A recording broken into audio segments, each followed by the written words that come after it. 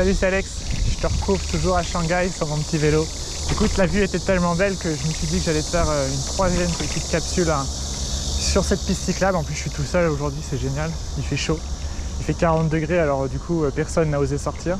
Bon, aussi peut-être parce que c'est la semaine, mais je préfère ma première version. Pour te faire une petite capsule sur la peur de l'échec.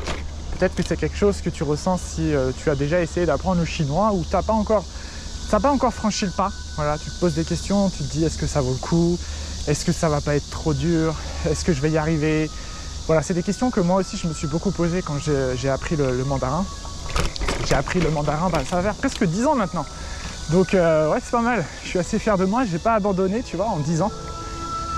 Et je voulais te partager quelques conseils si tu hésites à te lancer dans ton apprentissage du chinois et notamment comment faire pour surmonter cette fameuse peur de l'échec que moi personnellement j'ai beaucoup ressenti au début. C'était d'ailleurs vraiment la peur principale que j'avais parce que j'avais déjà essayé d'apprendre le chinois en école quand j'étais étudiant et ça s'était très mal passé.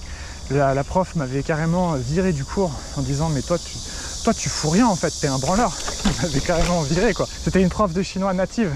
Alors désolé, je suis un peu essoufflé, je fais du vélo là depuis 1 heure. Mais voilà, elle m'avait viré de son cours en me disant écoute bah, toi tu fous rien, donc tu dégages. Bon, en même temps j'avoue que je m'étais un peu inscrit en mode bon ça va. Tu sais, souvent on te demande de choisir une LV3 en fac ou en école.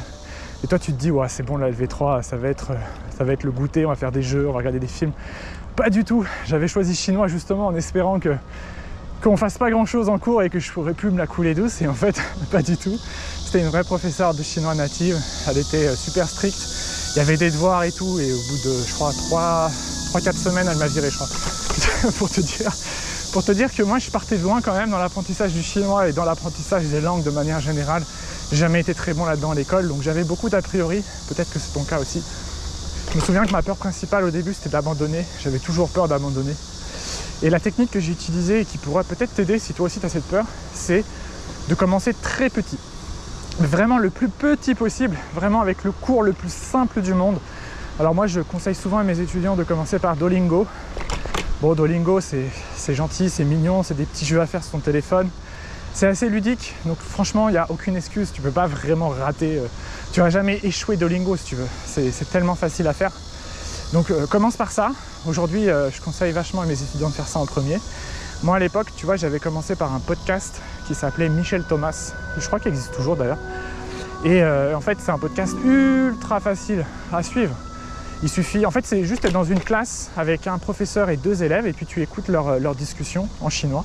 Et ce sont 2 élèves grands débutants, donc tu vois le prof il prend vachement son temps, il répète plusieurs fois les phrases, il te demande de faire attention aux premières difficultés de la langue, notamment les tons, et il te donne plein de petites techniques pour t'en souvenir facilement. Et c'est le premier un peu contact sérieux que moi j'ai eu avec la langue chinoise et que ça a extrêmement bien marché pour moi puisque tellement que c'était facile, bah, j'avais aucune excuse, tu vois, j'étais obligé de réussir les cours, c'était pas possible d'échouer. Et surtout, ça m'a donné envie après de continuer avec des méthodes un peu plus complètes parce que c'est vrai que c'est sûr que si tu restes avec Duolingo ou du Michel Thomas, tu vas pas aller très loin, mais le but, c'est pas forcément d'être...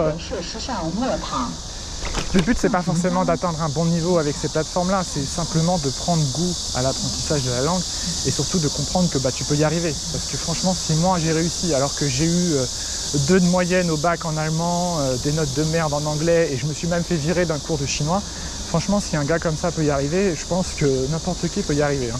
Voilà, et après l'idée, une fois que tu as surmonté cette peur, eh ben, c'est de tenir sur la durée, parce qu'en fait tout va se jouer là-dessus.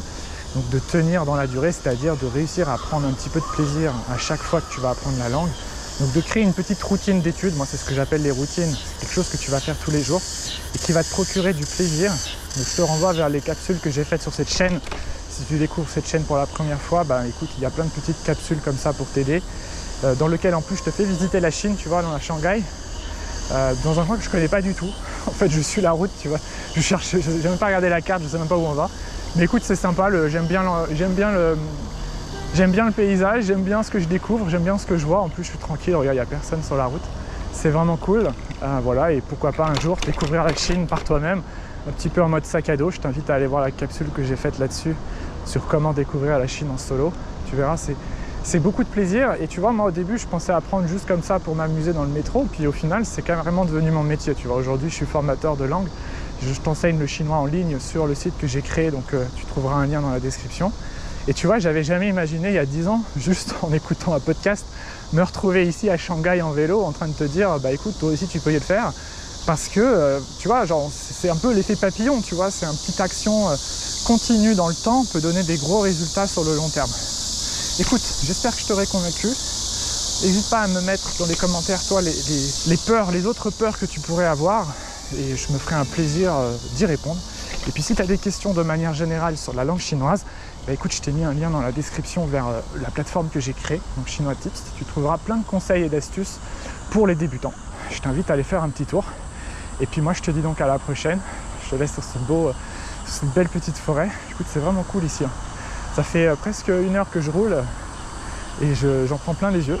Donc je te dis à la prochaine pour une nouvelle capsule audio. Salut à toi!